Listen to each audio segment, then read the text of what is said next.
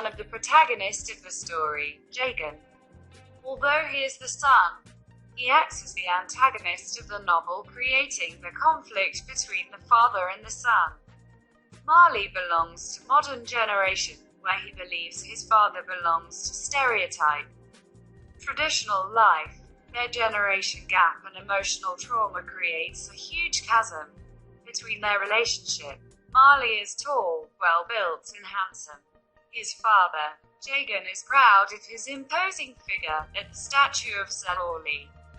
Marley is intelligent, persuasive and fluent character who can impress others.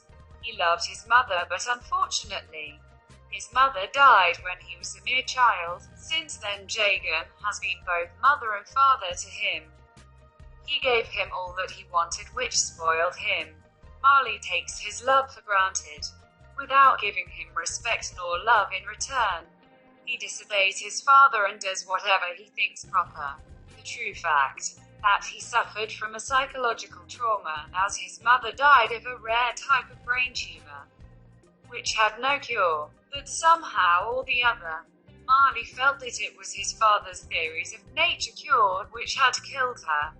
Since then, he never opened his heart to his father and thus caused him much pain and suffering.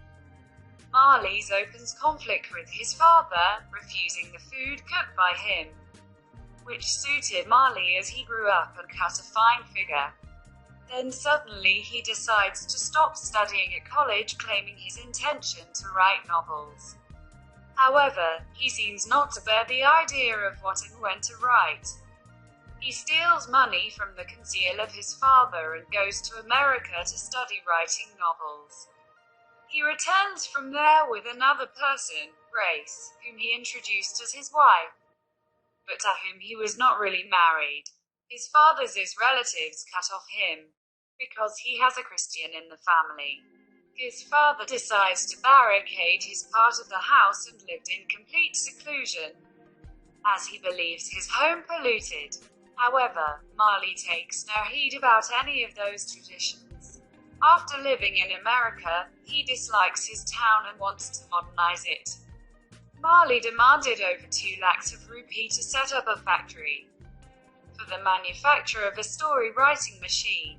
Jagan flatly refuses to pay it as it would ruin him financially. This increases the tension between the conflict between Marley and his father. Marley loses his way and asks Grace to leave the country, as he could not achieve his intended stability in the country. His father leaves everything behind and enters the Vanaprastha ashram, the earlier life of a hermit following non-violent and cooperative way. Marley gets arrested due to violating rules by drunk driving. At the end of the story, Narayan leaves an open space for the reader to think what will happen to Marley in the future. Marley had been the most ungrateful and stony-hearted to his fond father, and his sins were coming home to roost. Wickedness and crooked practices do not thrive for any length of time.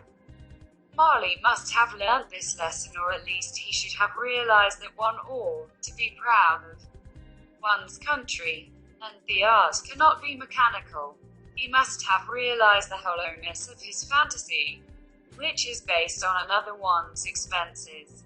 Although the story, The Vendor of Sweets, is written long before Narayan's universality of themes still applicable to modern society, aren't there sons and daughters like this, who do like to change the system without valuing the traditions?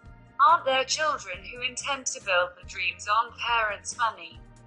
Don't you find children spoiled by parents' excessive love? Comment your ideas in the comments. Share the video and subscribe the blog to receive notifications of new videos right into your mailbox.